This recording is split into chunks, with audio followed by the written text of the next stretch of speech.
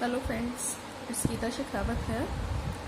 जैसा कि मैंने आपसे कल बोला भी था कि कल मैं एक नए टॉपिक के साथ आऊँगी और इसमें जो हमारा टॉपिक चल रहा था मेजर्स ऑफ वेरिएबिलिटी, और जिसमें हमने कल किया था रेंज के बारे में।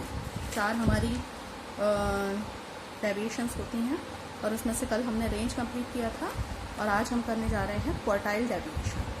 क्वार्टाइल डेविएशन यानी चतुर्थांश विचलन। चतुर्थांश विचलन जो है वो हम कह सकते हैं कि जो हमारा रेंज है यानी जो प्रसार है उसका एक सुधरा हुआ रूप होता है। सुधरा हुआ रूप कैसे होता है? क्योंकि उसके अंदर हम क्या करते हैं कि रेंज में हम केवल 2 स्कोर्स को इम्पोर्टेंस देते हैं, यानी एक्सट्रीम स्कोर्स को मैंने आपको बताया भी था। और जबकि हम क्वार्टाइल डेविएशन के अंदर जो है 50% स्कोर्स को इम्पोर्टेंस देते हैं। ठीक है, अब ये 50% स्कोर्स हैं कौन से? ठीक है, तो ये एक तरीके से रेंज का सुधरा हुआ रूप है। और दूसरी चीज़ इसके अंदर आती है कि हम इसके अंदर 50% स्कोर्स को इम्पोर्टेंस देते हैं। 50% स्कोर्स कौन से वाले? Middle 50% scores. ठीक है, तो यानी जो बीच के 50% अंक होते हैं उनको महत्व दिया जाता है। इसका मतलब हम इसमें क्या करते हैं कि जो भी हमारा डाटा होता है उस डाटा को हम 4 इक्वल पार्ट्स में डिवाइड कर देते हैं। यानी ये 25% हो गया, 25%, 25% एंड दिस ऑल्सो 25%। और इसके अंदर हम क्या करते हैं कि जो डेविएशन निकाला जाता है उसके अंदर हम मिडल के ये जो 50% स्कोर्स हैं उनको इसके अंदर शामिल किया जाता है और उसके आधार पर हम क्या निकालते हैं? विचलनशीलता ज्ञात करते हैं। ठीक है, तो इसीलिए ये जो है रेंज की कंपैरिजन में इम्प्रूव्ड मैथड है। ठीक है, क्योंकि इसके अंदर हमने 50% अंकों को महत्व देते हैं इसके अंदर। ठीक है, जो क्वार्टाइल डेविएशन है इसको किस सिंबल से डिनोट किया जाता है? क्यू सिंबल से इसको डिनोट किया जाता है। ठीक है, और इसके अंदर जैसे यहाँ पर था कि जो हम मिडिल 50% स्कोर्स को इम्पोर्टेंस देते हैं तो उसके अंदर हम क्या करते हैं कि शुरू के 25% अंक और बाद के जो 25% अंक होते हैं हम उनको छोड़ देते हैं। ठीक है, क्योंकि हमारे पास जो डाटा होता है उसका हम बीच का 50% लेते हैं, क्योंकि हमारे पास एवरेज स्टूडेंट्स के जो स्कोर्स होते हैं वो एवरेज स्टूडेंट्स जो है वो सबसे ज़्यादा रहते हैं, तो हम मिडल के 50% स्कोर्स को ही इसके अंदर इम्पोर्टेंस देते हैं। ठीक है, इसको जो है क्यू सिंबल से डिनोट किया जाता है। क्वार्टाइल डेविएशन निकालने का जो फॉर्मूला है वो क्या है? Q3 की वैल्यू में से हम माइनस करते हैं Q1 की वैल्यू को और उसको डिवाइड कर देते हैं 2 से। ठीक है, यानी Q3 और Q1 का जो अंतर है उसको हमें 2 से डिवाइड करने पर हमारे पास क्वार्टाइल डेविएशन की वैल्यू आ जाती है। इसी वजह से इसको क्या कहा जाता है? It is also known as semi interquartile range. That means कि इसे अर्ध आंतरिक चतुर्थांश विचलन भी कहते हैं। ठीक है, क्योंकि हमने क्या किया कि बीच की जो क्वार्टाइल्स हैं यानी Q1 और Q3 के बीच के जो स्कोर्स हैं तो उनकी हम वैल्यू निकाल लेते हैं, Q1 की वैल्यू, Q3 की वैल्यू, और Q3 की वैल्यू में से Q1 की वैल्यू निकालने पर और उसको हम 2 से डिवाइड कर देते हैं, तो यानी क्या हो गया? इंटर क्वार्टाइल रेंज का हाफ। इसीलिए इसे अर्ध आंतरिक चतुर्थांश विचलन कहते हैं, क्योंकि अंदर के जो क्वार्टाइल है उनका आधा कर देते हैं। ठीक है, अब बात आती है इसके कैलकुलेशन की कि इसको कैसे कैलकुलेट किया जाता है। ठीक है, मैं आपको यहाँ पर बता रही हूँ कि जो चतुर्थांश विचलन है उसकी जब गणना की जाती है तो यहाँ पर जो मोस्टली क्वेश्चन आता है वो ग्रुप डाटा से आता है। ठीक है, तो अगर हमारे पास जो है अनग्रुप डाटा है तो उसको भी हम ग्रुप डाटा में कन्वर्ट कर सकते हैं। ठीक है, तो यहाँ पर क्या है कि इसके कुछ स्टेप्स हैं जिनको हमें फॉलो करना होता है। सबसे पहली चीज़ आती है कि जो ग्रुप डाटा है उसके अंदर क्वार्टाइल डेविएशन निकालने का क्या तरीका होता है। पहले स्टेप में हमें क्या करना होता है कि जो भी हमारे पास, हमें सबसे पहले n फाइंड आउट करना होता है। n क्या होता है? जो भी हमारे पास बारंबारता दी हुई है यानी जो भी आवृत्तियाँ दी हुई हैं उनका हमें टोटल करना होता है। ठीक है, तो फ्रीक्वेंसी का जब आप टोटल कर लेंगे तो वो किसके बराबर होगा? n की वैल्यू। ठीक है। सेकेंड स्टेप में हमें क्या करना होता है, क्यूमुलेटिव फ्रीक्वेंसी फाइंड आउट करनी होती है। क्यूमुलेटिव फ्रीक्वेंसी क्या होती है, संचयी आवृत्ति। ये मैं बताऊंगी आपको कि किस तरीके से हम कैलकुलेट करते हैं। सबसे पहले हम स्टेप्स देख लेते हैं, ठीक है। तो सबसे पहले हमें एन फाइंड आउट करना है, देन हम क्या निकालेंगे, क्यूमुलेटिव फ्रीक्वेंसी निकालेंगे, यानी इस सभी फ्रीक्वेंसी को हम क्यूमुलेट करते चले जाएंगे, ठीक है। देन थर्ड स्टेप में हम क्या करेंगे, Q1 टर्म की वैल्यू निकालेंगे, ठीक है, क्योंकि हमारे को यहाँ पर दो ही टर्म चाहिए, एक तो Q1 और एक Q3। तो Q1 का जो टर्म है उसको निकालने के लिए हमें ग्रुप डाटा के अंदर उसको n/4 करना होता है, क्योंकि क्वार्टाइल का मतलब क्या होता है, 4, ठीक है। तो इसमें हम n/4 करके Q1 टर्म निकालेंगे। अब ये Q1 टर्म हमें किस लिए निकालना होता है, ये जानने के लिए कि हमारी जो Q1 की वैल्यू है वो किस क्लास इंटरवल के अंदर लाई कर रही है, यानी किस क्लास इंटरवल के मध्य में हमारी Q1 की वैल्यू है, ठीक है। तो जब हमें Q1 टर्म निकालेंगे तो उससे हमें क्या पता चलेगा, क्लास इंटरवल पता चलेगा जिसके अंदर हमारी Q2 की वैल्यू लाई कर रही है, ठीक है। इसके बाद पांचवा स्टेप आता है कि हम Q1 की वैल्यू फाइंड आउट करेंगे। अब हमें यहाँ पर पता चल गया कि क्लास इंटरवल क्या है, और उसके बाद हम Q1 की वैल्यू फाइंड आउट करेंगे। तो Q1 की वैल्यू फाइंड आउट करने के लिए हमें क्या करना होगा, उसका फॉर्मूला है कि ये है आपका L क्या होती है, आपकी लोअर लिमिट, ठीक है, और ये है आपका n/4, ठीक है, n/4 जो आप यहाँ पर Q1 टर्म निकाल चुके हैं, ठीक है। और उसमें से हमें माइनस करना है CFP, CF यानी क्यूमुलेटिव फ्रीक्वेंसी, और P फॉर प्रीवियस यानी पहले वाली, ठीक है, ये कर लेंगे। और अपॉन में है आपका F यानी फ्रीक्वेंसी कौन सी वाली, एक्चुअल फ्रीक्वेंसी कौन सी, यानी जिस क्लास इंटरवल के अंदर हमारी Q1 की वैल्यू आएगी उसके सामने वाली जो फ्रीक्वेंसी है वो एक्चुअल फ्रीक्वेंसी, ठीक है। और उसके नीचे वाली जो क्यूमुलेटिव फ्रीक्वेंसी होगी वो हमारी क्यूमुलेटिव फ्रीक्वेंसी प्रीवियस वाली है, ठीक है। I हमारा है साइज ऑफ क्लास इंटरवल, यानी हमारा जो क्लास इंटरवल है उसका साइज कितना है, ठीक है। छठे यहाँ पर हमारे पास किस चीज़ की वैल्यू आ जाएगी, Q1 की वैल्यू हमें फाइंड आउट। इसी तरीके से हम Q3 की वैल्यू फाइंड आउट करेंगे। Q3 की वैल्यू के लिए पहले हमें क्या निकालनी पड़ेगी, Q3 टर्म निकालनी पड़ेगी। जो Q3 टर्म है वो क्या है आपका 3n/4 करके निकाल सकते हैं, या फिर आप क्या करें कि जो Q1 टर्म की वैल्यू आई है उसको ही आप 3 से मल्टीप्लाई कर दें, तब भी आपके पास Q3 टर्म की वैल्यू आ जाएगी, ठीक है। इसके बाद 7 स्टेप में जब हम Q3 टर्म की वैल्यू निकाल लेंगे उससे हमें क्या पता चलेगा कि हमारी जो Q3 टर्म है तो उसकी जो वैल्यू है वो किस में लाई कर रही है, ठीक है। इसके बाद हम Q3 वैल्यू निकालेंगे। Q3 वैल्यू के लिए वही सेम फॉर्मूला आपका रिपीट होगा, लेकिन इसके अंदर लोअर लिमिट कौन सी वाली आ जाएगी, जिसके अंदर आपकी Q3 की वैल्यू जिस क्लास इंटरवल के अंदर लाई कर रही है वो वाली लोअर लिमिट, ठीक है। अभी बताऊंगी आपको कि इसमें लोअर लिमिट कौन सी होती है, सब चीज़ें, ठीक है। वही आपका यहाँ पर पहले वाले में आपका क्या था, Q1 के लिए हमने n/4 किया था, और यहाँ पर हमने क्योंकि Q3 के लिए 3n/4 किया है तो यहाँ भी 3n/4 आ जाएगा, minus CFP/FA × I। Then last में हम क्या करेंगे, Q की वैल्यू फाइंड आउट करेंगे, क्योंकि हमारे पास अब क्या आ गई है, Q3 की वैल्यू भी हमारे पास आ गई है, Q1 की वैल्यू भी हमने फाइंड आउट कर ली, और Q3 में से Q1 की वैल्यू माइनस करने का और उसको 2 से डिवाइड कर देंगे तो वो हमारे पास क्या आ जाएगा, क्वार्टाइल डेविएशन की वैल्यू आ जाएगी। तो चलिए एक क्वेश्चन के माध्यम से मैं आपको समझाती हूँ कि किस तरीके से हमें क्वार्टाइल डेविएशन फाइंड आउट करना होता है, ठीक है। तो यहाँ पर देखिए आपको एक क्लास इंटरवल दिया हुआ है, ठीक है। तो यहाँ पर ये 40 से 42, 37 से 39, ठीक है।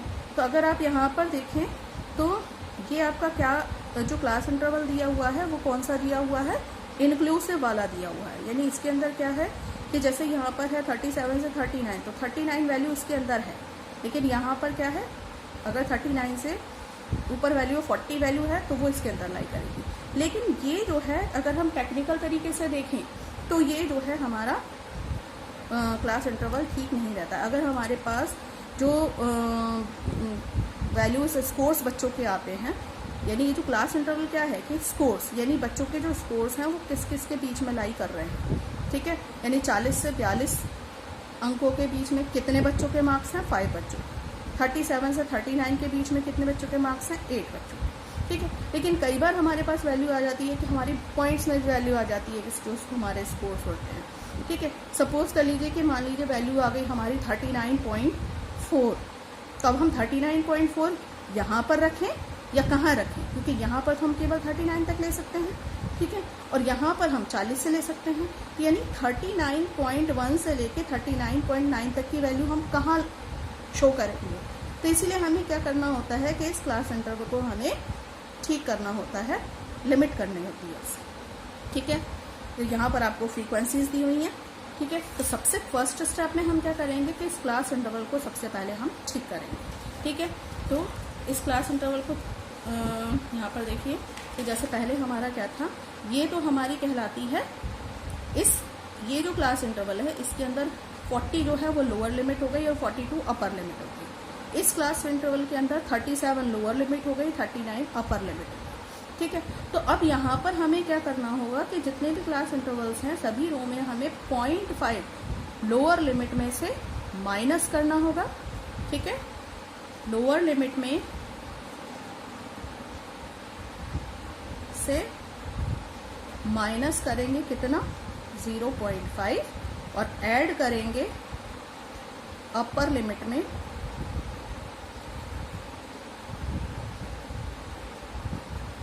0.5, ठीक है। तो लोअर लिमिट में माइनस करना है और अपर लिमिट में ऐड करना है, ठीक है। तो यहाँ पर आप देखेंगे तो मैंने यहाँ पर 40 था जैसे, तो ये लोअर लिमिट में मैंने 0.5 माइनस कर दिया तो ये 39.5 होगा, ठीक है। और अपर लिमिट हमारी यहाँ पर देखिए 42 थी तो मैंने यहाँ पर 42.5, ठीक है। तो इस तरीके से हम हर लोअर लिमिट और अपर लिमिट को यहाँ पर करेक्ट कर लेंगे, ठीक है। अब यहाँ पर बात आती है सबसे पहला स्टेप। सबसे पहले स्टेप में हमें क्या करना है? Find N. तो पहले स्टेप में हमने एन फाइंड आउट करना है। एन क्या था यहाँ पर? टोटल ऑफ फ्रीक्वेंसी, यानी जो फ्रीक्वेंसी है उसका टोटल। तो ये हमारी फ्रीक्वेंसी दी हुई है, तो इस फ्रीक्वेंसी को जब हम टोटल कर लेंगे तो हमारा टोटल आ जाएगा 50, ठीक है। तो फर्स्ट स्टेप हमने कर लिया। देन सेकेंड स्टेप आता है कि फाइंड क्यूमुलेटिव फ्रीक्वेंसी। तो क्यूमुलेटिव फ्रीक्वेंसी में हमें क्या करना है कि सबसे पहले हमें ये देखना होता है कि हमारा क्लास इंटरवल की सबसे लोएस्ट स्कोर कहाँ पे है। तो सबसे लोएस्ट वाला कौन सा है? ये वाला है, यहाँ पर 18.5 से 21 शुरू हो रहा है, और ये वाला सबसे हाईएस्ट वाला क्लास इंटरवल। तो हम जब भी क्यूमुलेटिव फ्रीक्वेंसी की स्टार्टिंग करेंगे तो हम यहाँ से करेंगे। तो पहले हमने क्या किया, क्यूमुलेटिव फ्रीक्वेंसी में क्या करेंगे कि यहाँ पर सबसे पहले हम लिखेंगे, ये सपोज आपके पास नहीं है, तो यहाँ पर इसको निकालने का जो तरीका होता है कि हमने सबसे पहले यहाँ पर 2, सबसे पहला यहाँ पर 2 आ जाएगा। इसके बाद यहाँ पर सेकंड वाले में ये 2 और 4 ऐड करके 6, ठीक है। इसके बाद 6 में ये 5 ऐड करेंगे 11, ठीक है। इस 2 में ये 4 ऐड किया और ये हमारे पास इसकी वैल्यू आ गई। फिर इस 6 में हमने ये 5 ऐड किया और ये हमारे पास 11 वैल्यू आ गई। 11 में फिर हमने ये 7 ऐड किया, ये हमारे पास 18 वैल्यू आ गई। इस 18 में हमने 10 ऐड किया, ये हमारे पास 28 वैल्यू आ गई। फिर इस 28 में 9 ऐड किया, ये 37 में हमने 8 ऐड किया 45, और 45 में हमने फिर 5 ऐड किया, तो ये हमारे पास 50। तो आपको अगर चेक करना है कि आपके जो क्यूमुलेटिव फ्रीक्वेंसी का अपना जो टोटल है वो सही किया है या नहीं किया है, तो यहाँ पर इसको चेक करने का जो तरीका होता है कि आपका जो हमेशा लास्ट क्यूमुलेटिव फ्रीक्वेंसी की वैल्यू आएगी वो हमेशा इसके इक्वल आएगी। अगर आपकी इसके इक्वल नहीं आ रही है तो इसका मतलब आपने या तो यहाँ पर गलती है या फिर आपकी इस क्यूमुलेटिव फ्रीक्वेंसी में आपने कहीं गलती की, ठीक है। तो आप इसको चेकआउट भी कर सकते हो, ठीक है। चलिए, तो यहाँ पर हमने यदि क्यूमुलेटिव फ्रीक्वेंसी हमें निकाल ली है। अब हम आते हैं किस स्टेप पे? थर्ड स्टेप में हमें क्या निकालना है? Q1 टर्म निकालनी है, ठीक है। तो Q1 टर्म के लिए क्या थी वैल्यू आपकी कि हमें जो है वो n/4 करना होता है, और n हमारा कितना आया? 50, यानी 50 को डिवाइड कर देंगे 4 से तो हमारे पास आ जाएगा 12.5 टर्म, ठीक है। अब इस टर्म का यहाँ पर जो है थोड़ा सा ध्यान देंगे कि ये जो 12.5 हमारे पास आई है, इस वैल्यू को हमें किस में देखना होता है? क्यूमुलेटिव फ्रीक्वेंसी, ठीक है। तो या तो ये इस वैल्यू के बराबर आपकी वैल्यू यहाँ पर हो या फिर उस जो है उससे ज़्यादा हो। तो अगर हम यहाँ पर देखें 12.5, तो 12.5 हमारा कहाँ पर लाई कर रहा है? 12.5 हमारा कहाँ है? कि यहाँ तो 11 तक स्कोर लाई कर रहे हैं, तो यानी 12.5 हमारा किस वाले इसमें लाई करेगा, इस वाले में लाई करेगा। ठीक है, आप इसको जो है वो इस तरीके से हाईलाइट कर लेंगे यहाँ पर। ठीक है, तो ये हमने हाईलाइट क्यों किया है, क्योंकि अब हम इसमें हमें ये पता चल गया कि हमारी 12.5 वैल्यू टर्म कहाँ लाई कर रही है, इस वाले क्लास इंटरवल के अंदर लाई कर रही है। ठीक है, तो यानी हमारी जो Q1 की वैल्यू है वो इस वाले क्लास इंटरवल के अंदर है। ठीक है, तो अब हम यहाँ से हमें ये पता चल गया कि Q1 की जो वैल्यू है वो लाई कर रही है कौन से क्लास इंटरवल है, 27.5 से 30.5 के बीच। ठीक है, अब हम यहाँ पर निकालेंगे Q1 की वैल्यू। Q1 की वैल्यू का क्या फॉर्मूला है आपका, L plus n/4 minus CFP upon FA into L। अब लोअर लिमिट क्या है हमारी 27.5, तो यहाँ पर हम 27.5 रख लेंगे। n/4 प्लस का साइन है, प्लस लगाइए, n/4 है हमारा 12.5 लिखेंगे, माइनस CFP यानी क्यूमुलेटिव फ्रीक्वेंसी प्रीवियस। तो हमें किस में देखना है, क्यूमुलेटिव फ्रीक्वेंसी, और क्यूमुलेटिव फ्रीक्वेंसी कौन सी, इस वाले क्लास इंटरवल के पहले वाला क्लास इंटरवल कौन सा है, ये वाला है, तो इसके सामने वाली जो वैल्यू है वो कौन सी है, Q1 की CFP। ठीक है, तो CFP कौन सी वाली की है, ये Q1 की, यानी कि 11। ठीक है, यानी इससे पहले वाली देखिए जिसके अंदर हमारी Q1 की वैल्यू लाई कर रही है, उससे पहले वाली CFP देखिए। ठीक है, तो CFP आपकी 11 हो गई अपॉन FA यानी एक्चुअल फ्रीक्वेंसी, यानी इस क्लास इंटरवल की एक्चुअल फ्रीक्वेंसी कौन सी है, फ्रीक्वेंसी वैल्यू में देखिए क्या है 7, तो ये हमारा क्या है FA। ठीक है, FA कितना हो गया 7 हो गया, और ये हमारा CFP। ठीक है, तो यहाँ पर 7 ब्रैकेट क्लोज कर देंगे इंटू आई हमारा देखिए 27.5 से 30.5, तो कितने का डिफरेंस हो गया 28.5, 29.5 और 30.5, तो इट मीन्स 3। तो हमारा जो क्लास इंटरवल का साइज है वो कितना है 3। ठीक है, नाउ 27.5 प्लस, सबसे पहले बॉड मास के अकॉर्डिंग हम क्या करेंगे, ब्रैकेट सॉल्व करेंगे। ठीक है, तो ब्रैकेट में 12.5 में से माइनस करेंगे 11, तो आपका कितना आ जाएगा 1.5।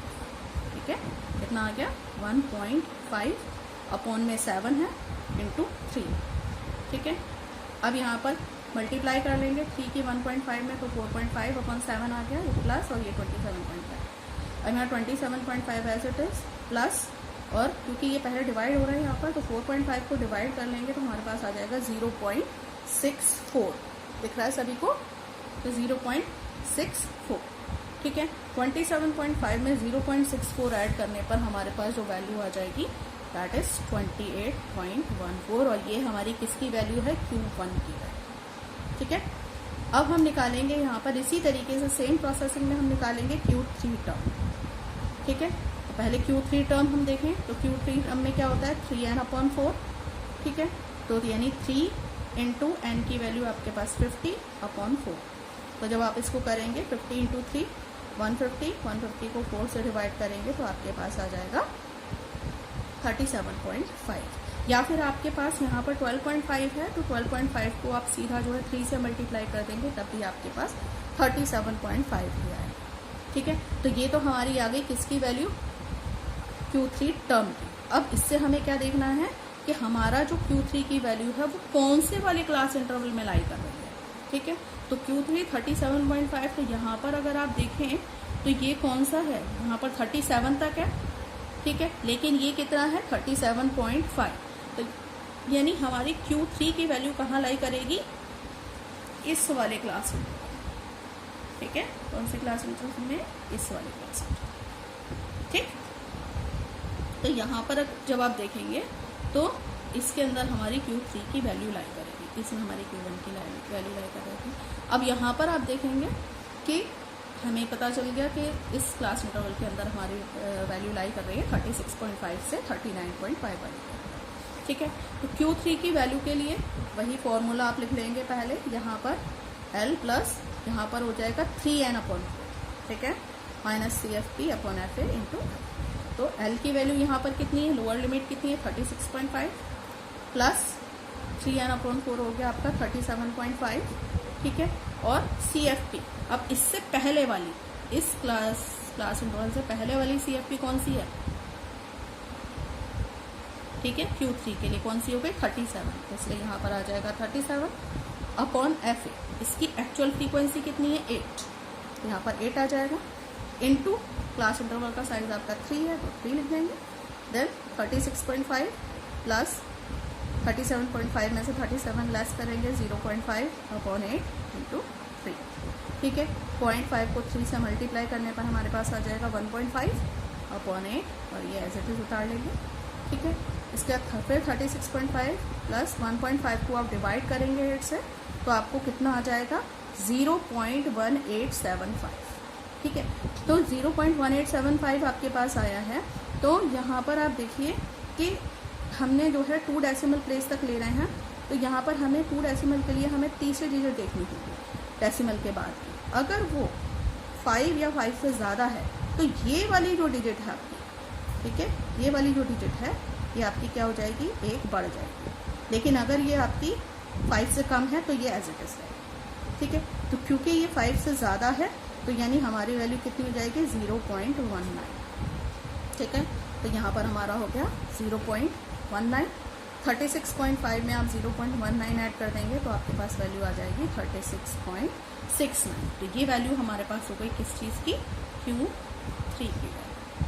ठीक है, अब हम यहाँ पर निकालेंगे क्वार्टाइल डेविएशन। क्वार्टाइल डेविएशन का क्या फॉर्मूला है? Q3 minus Q1 upon 2।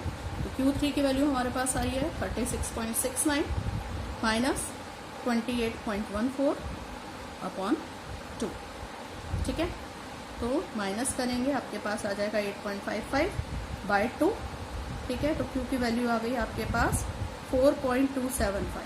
तो इसको दो डिजिट में लिखेंगे। तो मैंने बताया था तीसरी देखनी होती है, तो यहाँ पर तीसरी क्या है? 5 है, तो यानी ये वाला क्या हो जाएगा? 1 नंबर बढ़ जाएगा। तो यानी Q की वैल्यू हमारे पास हो जाएगी 4.2।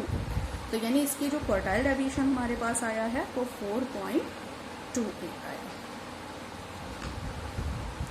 तो मुझे आशा है कि जो मैंने आज आपको क्वार्टाइल डेविएशन कराया है और उसकी जो कैलकुलेशन कराई है आप सभी को समझ में आई होगी।